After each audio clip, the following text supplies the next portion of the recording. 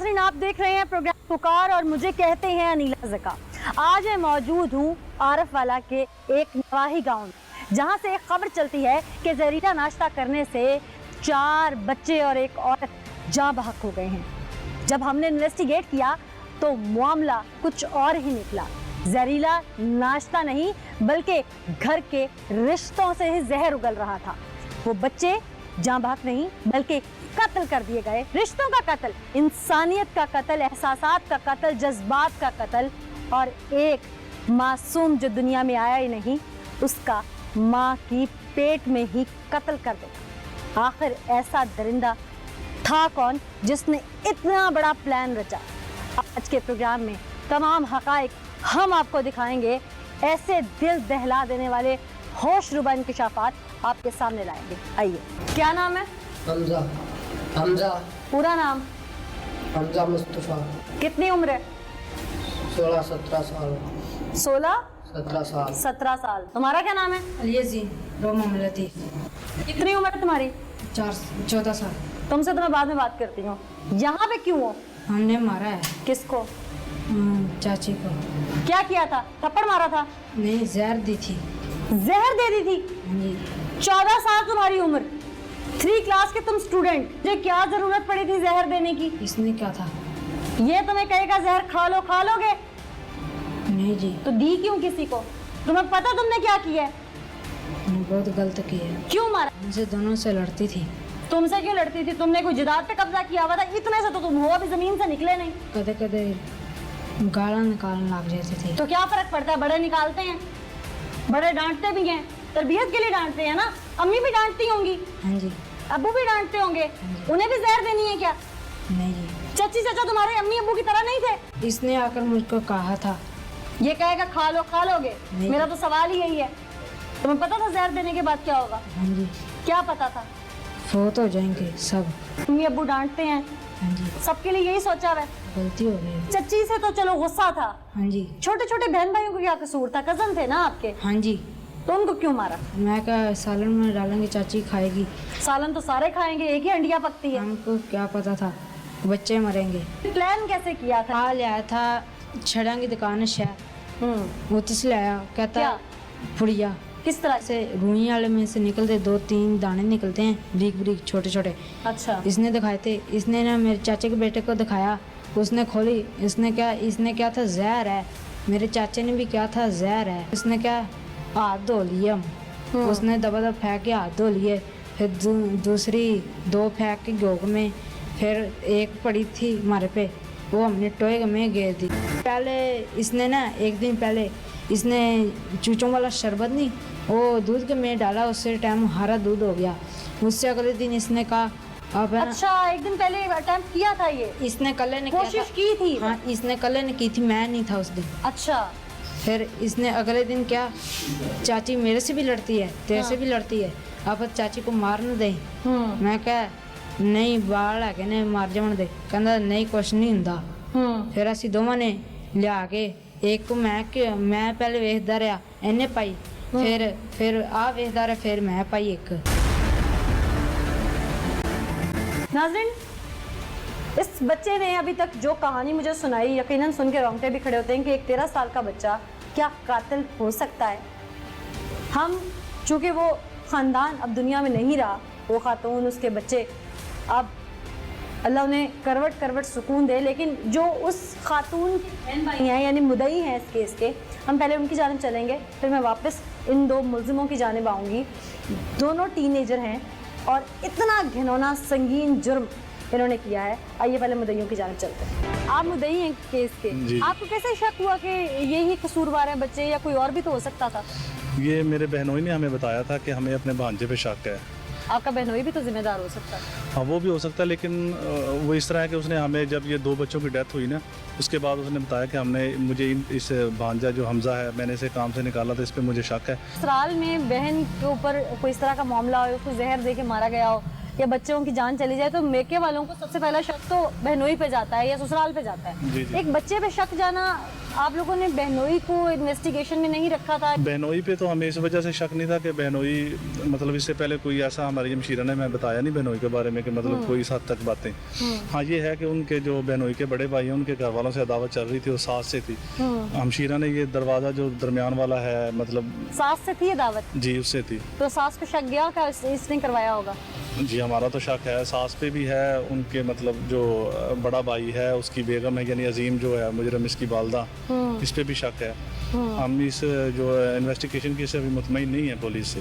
हम चाहते हैं कि उनको भी इन्वेस्टिगेट किया जाए, जो असल मुजरम है उसे कैफे कद्दार तक पहुँचाया जाए। उन पर शक क्यों है आपको? क्योंकि ऐसा था कि बहनोई ने उस लड़के को काम से निकाल दिया था अपने भांजे को ना, आज से 3-4 महीने पहले। उस भांजे को दोबारा भी वही बहनोई के बड़े भाई लेके आए थे, फिर उसको आगे काम पे रखवाया, घर रखा। उसके अलावा हमारी हमशीरा ने कई दफ़ा मतलब हमसे कहा है, उसका मोबाइल हमशीरा का था जो महीने पहले हमशीरा ने इन्हीं पे शक किया था इन्होंने चोरी किया था, तो वो भी कुछ झगड़े चल रहे थे इनके। फिर वो जो रास्ता था वो सांस नहीं बंद होने दे रही थी, उससे बहुत कहा। और सबसे बड़ा शक ये है कि वो जो हमारी हमशीरा की सास है वो रहती है हमारी हमशीरा के साथ है, साथ वाले कमरे में इसके घर रहती है 24 घंटे, लेकिन खाना नहीं उसने खाया। उसी दिन नहीं खाया या आगे पीछे भी नहीं खाती? पहले खाती थी लेकिन इस वाक़े से 2-3 दिन पहले उसने रूटीन अपनी चेंज की है। चाय उस दिन पी है जिस दिन हमशीरा ने मतलब नाश्ता बनाया है, चाय उसने पी है, लेकिन खाना नहीं खाया, नाश्ता नहीं किया। नाश्ता नहीं किया। ये बातें आपको किसने बताई हैं? ये हमारी हमशीरा ने खुद बताई है। जब हमशीरा ने मतलब ये घी वाले पराठे खाए थे उसके बाद उसने सालन बनाने के लिए ना जब घी निकाला है तो उसने उस टाइम देखा कि घी के अंदर कुछ सफ़ेद ज़रात थे। अच्छा। तकरीबन 1.5 दिन तक तो हमशीरा बिल्कुल होश में रही है, बच्चों को खुद डॉक्टर के लेके गई है, बच्चे भी ठीक थे, बच्चों को प्यास लगती थी और गर्मी महसूस होती थी, वो नहाते थे और लेट जाते थे, अनूदगी आ जाती थी। हमशीरा ने ये सारी बातें हमें खुद बताई हैं। मतलब हम जब पहुँचे प्याली उसने साइड पर रख दी थी, मतलब लपेट के ना आगे करके हमें बता दिया था कि फ़लानी जगह पे प्याली मैंने रखी हुई है। फिर हमने वो उठा ली थी, फोरेंसिक लैब के लिए दे दी थी। आपकी हमशीरा की डेथ के बाद? नहीं डेथ से पहले ही दे दी थी हमने। जी। अच्छा, आप लोगों को शक हो गया था कि इन्हें कोई जहरीली चीज दी गई है और शक आपको उसकी सास पर था। हाँ। आपके बहनोई के और हमशीरा के ताल्लुकात कैसे थे आपस में? वो ठीक थे, वो कोई मतलब किस्म की लड़ाई झगड़ा उनका? नहीं, बस कभी है, लेकिन ये कि हमशीरा हमारे घर कभी 10 दिन 15 दिन भी रह के जाती थी तो बच्चों का ख्याल बहनोई बड़ा रखता था, यानी कि बच्चे बहनोई के पास ही रहते थे अक्सर, बेशक छोटा बच्चा भी हो, स्कूल लेके जाता था, लेके आता था। मतलब इस किस्म का डाउट नहीं था बहनोई पे, पहले बच्चों का काफ़ी ख्याल रखता था। बहनोई का कोई एक्स्ट्रा मैरिटल अफेयर था? लोग कहते हैं कि इसका किसी से चक्कर था। मतलब आपकी हमशीरा ने कभी आप लोगों को शिकायत नहीं की थी? नहीं, इस बारे में नहीं की। वैसे वो खुश थी अपने घर में? हाँ, घर में खुश थी। जी। अस्सलाम वालेकुम जी। वालेकुम सलाम जी। आपका क्या रिलेशन है? मैं उनका बहनोई लगता हूँ। ये इनकी हमशीरा और इनके बहनोई का कोई आपस में चक्कलिश, कोई झगड़ा? इनका झगड़ा नॉर्मल तो चलता रहता था, किस बात पे? बस यही घरेलू मामलों पर। अभी तक जो चीज़ सामने आ रही है, मुद्दईयों की जानिब से कहा जा रहा है कि सास की जानिब से अख्तर इख्तलाफात होते थे, इख्तलाफात की जद में ये फैमिली रहती थी, मियाँ बीवी का इख्तलाफ और किसी वजह से हो ना हो लेकिन सास की वजह से रहता था। और 2-3 दिन पहले सास ने अपनी रूटीन भी बदली खाने की। शक और हकायक इसके बरक्स क्यों हैं? शक किसी और की तरफ जाता है, सामने बच्चे आ जाते हैं। इन बच्चों से करवाने वाली क्या दादी नानी थी इनको मुलजिम बनाने वाली? सच क्या है, आइए उसकी खोज लगाते हैं। नाज़रीन, मुद्दईयों की गुफ्तगू आपने सुनी, ये मुलजिम मेरे साथ मौजूद हैं। तुम्हारी उम्र कितनी बताई थी तुमने? 16-17 साल। 16-17 साल। मुद्दईयों की तमाम तर बात हमारे सामने आ चुकी है, सच क्या है झूठ क्या है उसका आज हम कच्चा कट्ठा यहाँ खोल कर ही जाएंगे। मैं इससे पूछने लगी हूँ, अगर ये कहीं झूठ बोले तो मुझे सच बताना है, ठीक है? क्योंकि तुम इसकी वजह से फंस गए हो, ठीक है? इसकी वजह से फंस गए हो ना, तो सच बताना है मुझे, झूठ तो नहीं बोल रहा, ठीक है? हाँ भाई। हाँ जी। तुम स्कूल जाते हो? हाँ जी। किस क्लास में पढ़ते हो? 8 पढ़ी थी, उसके बाद छोड़ दिया। क्यों छोड़ा? वैसे। उसके बाद करते क्या हो? दुकान पे जाता, स्कूल के बाद दुकान पे जाता है, चाचू की दुकान। तुम क्या करते हो क्या नहीं करते तुमसे तो मैं पूछती हूँ, लेकिन मैं समझती हूँ कि यहाँ पर हमें SHO साहब को भी शामिल करना चाहिए अपने प्रोग्राम में और हकाइक जानने चाहिए कि एक्चुअली ये केस था क्या। शायद साहब आपने यकीनन इंटेरोगेट किया होगा सारे मामले को, आपके सामने हकाइक आए होंगे, केस एक्चुअल है क्या? जी, एक्चुअली ये केस है कि ये जो बच्चा है ना हमजा, ये इसकी वालदा को तलाक हुई है 10 साल पहले। ये कभी कभार अपने मामू के पास आकर रहता था। राव तौफीक 143 ईबी के रहने वाले, घर में बच्चों को तंग करता था और अपनी मामी के साथ भी इसकी अक्सर लड़ाई झगड़ा और इशूज रहते थे फैमिली में।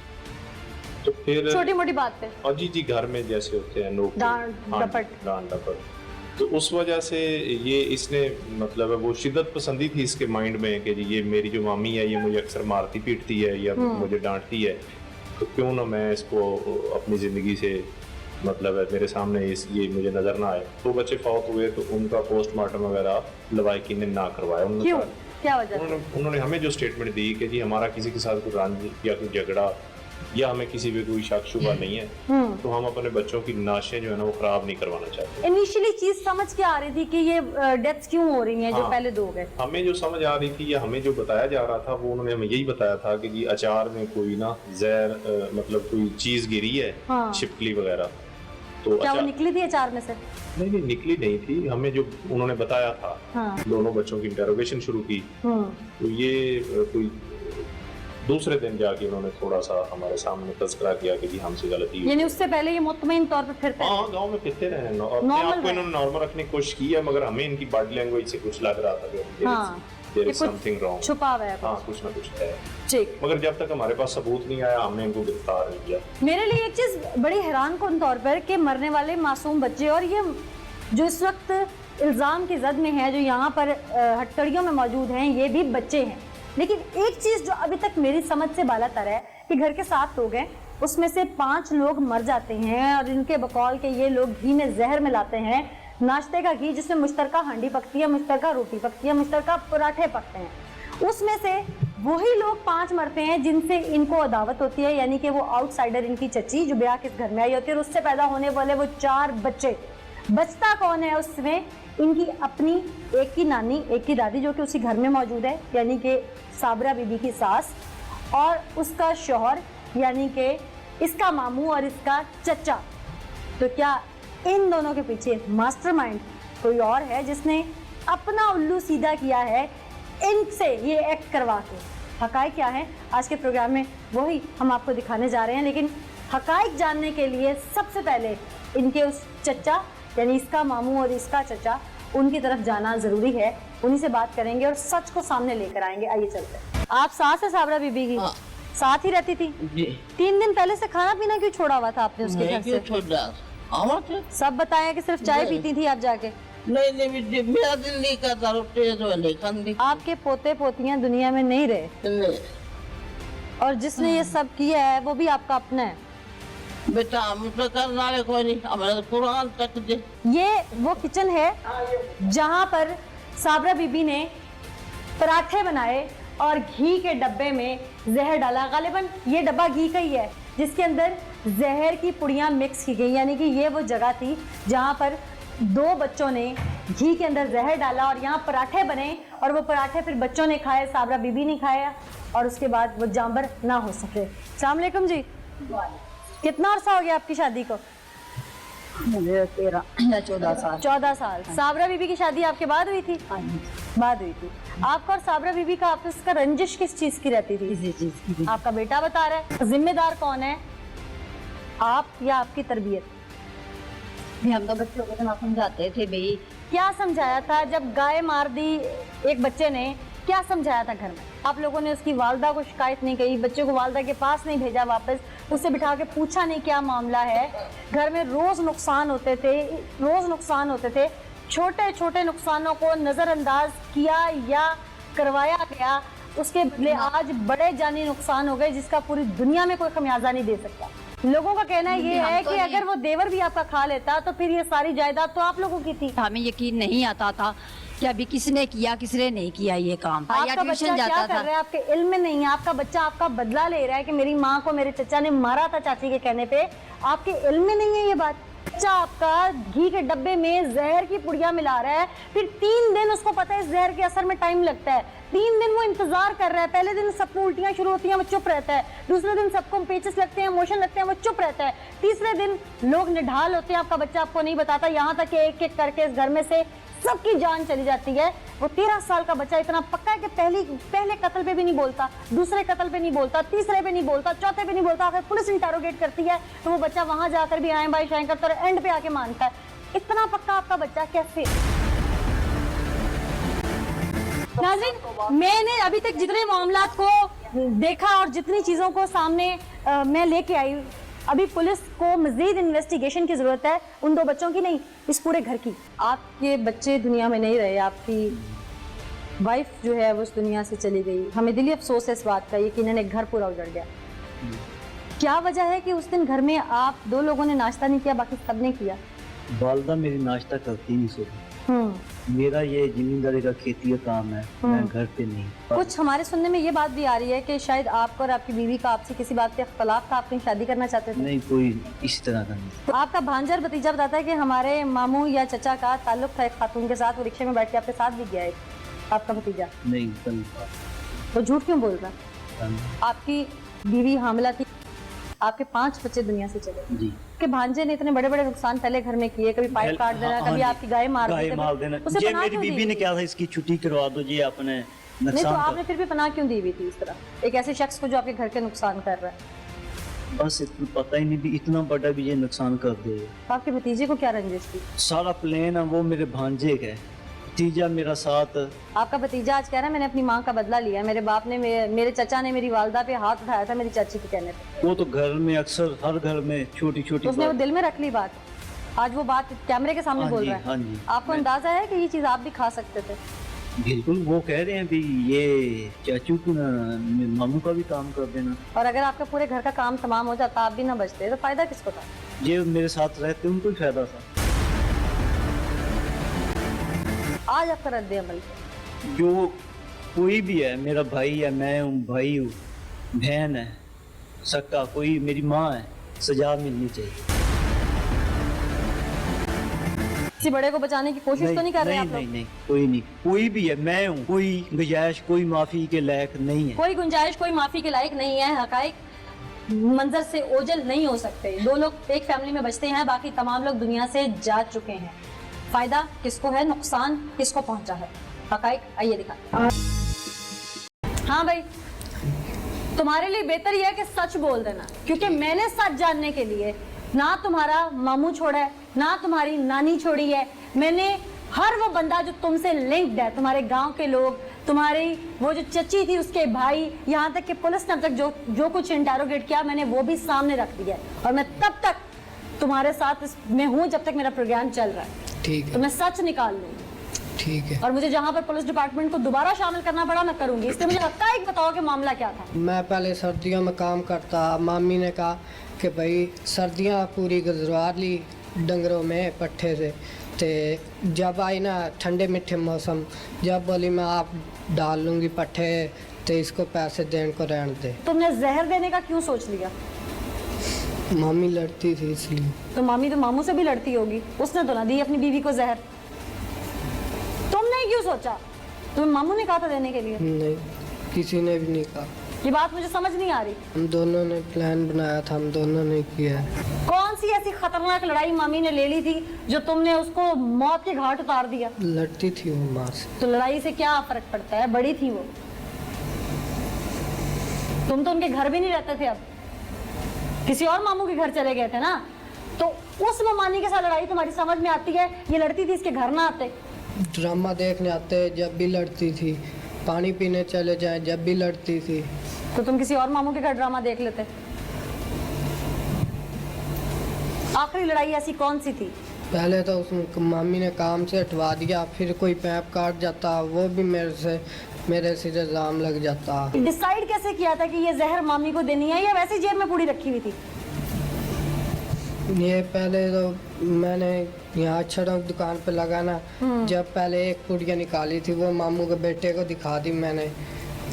नहीं, तुम्हें पता कैसे था कि इसमें जहर होता है? मैं पीछे जब से वालिद साहब छोड़ के गए थे, जब से मैं दुकान पे लगा हुआ परचून वाली पे, वहाँ जब चाचू कहते थे कि भाई ये आज मोले की अंदर ये थैली निकलती है, नाली में डाल दिए, ना कोई बच्चा ले ना किसी को देनी है, ये जहर होती है। अच्छा, फिर हम देते ही नहीं थे। यहाँ मुझे पता लगा, मैंने यहाँ से 4 पुड़िया निकाली थी, जिसमें से एक मामू के बेटे को दिखा दी हाथ पे डाल के। मैं बोला हाथ धो ले, अब ये जहर है। उसने धो लिया। फिर 2 पुड़िया मैंने इसको दिखाई, ये बोला क्यों ना चाची को डालते हैं यहाँ। ये बोला या तुमने इसको कहा? मैंने दिखाई थी, इसने कहा था इसने कहा डाल दिए। मैं बोला किस में डालें, फिर मैंने जी गया अंदर किचन में, मैंने अचार। उससे पहले तुमने एक और भी कुछ चीज दूध में डाली थी। हाँ जी। वो क्या बात थी, वो बताओ पहले। वो चूजों वाली दवाई थी। ये पुड़ियाँ रखने से पहले? हाँ जी। वो क्यों डाली थी? मामी लड़ती थी इस वजह से। फिर वो कामयाब क्यों ना हुआ तजर्बा? वो हरा हो गया दूध। फिर दूध का क्या किया? मैंने फ्रिज में रख दिया ना। फिर उसके बाद हमने ये पुड़िया लाया, हमें वो एक मामू के बेटे को दिखा दी, 2 मैंने इसको दिखाई है, बोला चलो डाल देते हैं। तो मैं अचार खोला, मैं बोला रहने दे अचार में। तो फिर घी खोला, फिर मैं निगरानी पे खड़ गया, इसने डाल दी। तो फिर वो कहता है तुमने डाली थी? हाँ जी, एक मैंने डाल दी, ये निगरानी पे खड़ा हो गया था। अच्छा। फिर मैंने अभी तुम कह रहे थे मैं निगरानी पे था। पहले मैं निगरानी पे था, फिर पहले इसने डाली है, फिर मैंने डाली है, फिर मैंने बाद। इससे क्या तकलीफ थी, तुमने इसको क्यों शामिल किया? ये इससे चाची लड़ती थी इसलिए। इससे भी लड़ती थी, तुमसे भी लड़ती थी, ब्याही वो चाचे के साथ थी, बात ही नहीं समझ आ रही मुझे। इसके पीछे बच्चों के साथ लड़ती थी ना, इसलिए। इसकी मामी भी मारी थी इसके पीछे। इसके पीछे मामू ने मामी मारी थी, मामू तौफीक ने इसकी अम्मी मारी थी अपनी बीवी के पीछे लग के। तुमने ये बात दिल में रखी हुई थी? थप्पड़ भी मारा था तो और छोटे भी मारे थे। नाज़रीन, एक चीज़ जो बड़ी हैरानकुन है कि घर में घी मुश्तरका तौर पर हंडिया में इस्तेमाल होता है, फिर वो मामू बच जाता है और नाश्ते के लिए पराठे पकते हैं, वो नहीं खाता। ऐसे में इंटरोगेशन ऑफिसर हमारे साथ आईओ मौजूद हैं। उन्होंने क्या इंटरोगेट किया, क्योंकि इसका जो मामू है यानी कि मरने वाली का खामद, उसका कुछ और मामला भी चल रहा था कि जो कि इंटरोगेशन में बात सामने आई। वो मामला क्या था, कहीं वही वजह तो नहीं बनी इस सारे कत्लेआम की? क्यों जी अर्शद साहब, इसका मामू, इसका चाचू, मरने वाली का शौहर, उसका कोई और मामला भी तो चल रहा है ना बात, जिसकी वजह से उसकी वाइफ के साथ उसका मसला था, इख्तलाफ था। ये इंटरोगेशन मजीद हम कर रहे हैं। हाँ। ये जानने के लिए कि असल हक़ाइक़ सामने आए। आप इंचार्ज CIA हैं यहाँ आरफ वाला से। मुझे एक चीज़ समझ नहीं आ रही कि घर में 7 लोगों में से 2 लोग ही जो इनके ब्लड रिलेशन थे वो कुछ नहीं खाते और वो बच जाते हैं, और घी मुश्तरका एक ही चीज़ में।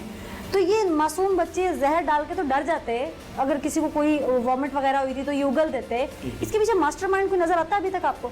हमजा जो है ये काफ़ी मैच्योर है। हाँ। इसका जो माइंड है ना, ये थोड़ा क्रिमिनल माइंड हमने इसको चेक किया है। पहले भी कुछ चोरियां वारदात। इसकी गाय वगैरह इसने ना, उनकी इसके मामू की वो कसी वगैरह मार के उसने वो मारी थी। अच्छा, यानी जानवर को पहले ही मार चुका है। जी, जी। यानी कि तशद्दुद वाला इसका माइंड है, पुरतशद्दुद है। अच्छा, मुझे ये बताइएगा कि मकतूला के शौहर का कहीं अफेयर वगैरह इस तरह का किस्सा भी सामने आया कि वो शादी करना चाहता था? बातें सुनने में है। ठीक, बहुत सारी चीज़ें हैं जो सवाल या निशान पैदा करती हैं। यकीनन बाज़ियत इन्वेस्टिगेटिव जर्नलिस्ट, मेरे जहन में भी सवाल आता है, हमारी 22 करोड़ आवाम के जहन में प्रोग्राम देख के सवाल आएगा। ऐसे में हम इलाके के लोगों की जानिब चलेंगे। कहते हैं ज़बान खलक नकारा खुदा होती है, तो ज़माना क्या कहता है इस मकतूला के बारे में, इसके शौहर के मामलात कैसे थे इसके साथ, ये बच्चे क्या इस्तेमाल हो गए, जद में आ गए, किसी और नचाकी की भेंट चढ़ गए, हकीकत क्या है, लोगों की जानिब चलते हैं। नाज़रीन, मेरे से अहले इलाका मौजूद है, इन्हीं से जानते हैं। अस्सलाम वालेकुम जी, आप तो लंबरदार भी हैं यहाँ के, हक़ाइक़ क्या है? 4 बच्चे मार दिए गए, एक खातून घर में ससुराल में ही जहर दे के मार दी गई। नाश्ता तो जहरीला नहीं लगता मुझे। बिल्कुल ऐसे ही है जी, कि हमें भी पहले यही पता चला था कि नाश्ते में कोई चीज़ गिर गई है, कि नाश्ते में ना कोई चीज़ गिर गई है जिसकी वजह से ना ये सभी जो मामला हैं ये हो रहे हैं। लेकिन इसके बाद जो है ना, फिर ये मामला तकरीबन तीसरे दिन बाद जो पता चला कि ये बच्चे जब पकड़े गए कि ये तो जहर दिया गया। हुकूमत पाकिस्तान से गुजारिश है कि ये जो बात आपके तवज्जो से जो है ना हुकूमत के पास पहुंचनी चाहिए कि 1 हफ्ते तक जो बच्चे हैं वो जहर की कश्मकश में लड़ते रहे हैं, लेकिन हमारा निज़ाम जो इतना नाकस कह लें या इतना स्लो कह लें कि उस जहर की तशखीस नहीं हो सकी कि उसका पता चल सके और दूसरे जो मासूम जो ज़ाया हुए हैं जाने उनका कोई ना कोई इलाज हो सके, कि किसी तरीके से भी वो 1 हफ्ते बाद भी उसकी रिपोर्ट अभी तक भी नहीं आई कि ये कौन सी जहर है जो दी गई है इनको। ठीक, क्यों जी, आप क्या समझते हैं रावत रफ़ी का कैरेक्टर कैसा है? आवाम से हमने सुना है कि उनका कहीं एक हमारे साथ ही गांव में किसी लड़के के साथ उनका कोई फेर चल रहा था। अच्छा, आप बुजुर्ग को क्या समझते हैं? जी, ये लतीफ़ जो नामी आदमी है ना, जो 43 का, वो उनका घर का सबसे बड़ा सरबराह, उसने ये सारा प्लान करके और ये कार्रवाई कराई। आप इतने वसूख से वसूख से इस बात से कह सकता हूँ कि उसको उनकी जायदाद उसने अपना बेटा पेश कर दिया। अपने 3 महीने से उसने अपना भांजा इधर घर रखा हुआ है, अपना बेटा उसने पेश किया है अपनी जान बचाने के लिए। अगर वो हमारा बनोई भी फौत हो जाता तो इसलिए मेरा अपना ईमान ये बात कहता है कि वो बंदा 100% इस बात में शामिल है, उसके कहने से ये सारा काम हुआ। वो घर का सबसे बड़ा सरबराह, उसकी वालदा और वो 2 आदमी इस काम में मतलब क्या इंटरेस्ट हो सकता है उनका इंटरेस्ट, उसकी जमीन, उसका ट्रैक्टर, हर चीज। अगर वो खाना तो बनोई नहीं भी खाना था ना, वो खा लेता था, घर फारग था, बस सारी फैमिली खत्म थी। घर का सरबराह मुर्गे वो ही बचना था ना, उसका तौफीक का बड़ा भाई जो नहीं समझते नहीं उसके भाई को 100% उसके भाई को। वाले वाले तो कहते हैं कि तुम्हारे मामू का किसी के साथ अफेयर था, इसलिए ये सब कुछ हुआ है। जाता था बस। अफेयर तो था ना। हाँ जी। अब तुम्हारे साथ क्या होना चाहिए? माफ़ी चाहिए। नाजरीन, ये टीनेजर बच्चे सवाल बहुत सारे उस प्रोग्राम में सामने आते हैं और एक मोरल भी सामने आता है कि ऐसा नफ्सियाती असर या साइकोलॉजिकल कौन सा इफेक्ट होता है जिससे बच्चे इस इंतहा पे चले जाते हैं। घर के अंदर अपने ही रिश्तों का कत्ल कर देना, क्या ये नफ़रत बचपन से हम बच्चों के दिल में डालना शुरू करते हैं, खा किसी भी मद में हो, जो कि जब निकलती है तो वो एक तूफ़ान बन के निकलती है। बच्चों की परवरिश में कमी कहाँ रह जाती है? ज़िम्मेदार कौन होता है? नफ़रत सिखाने वाला कौन होता है?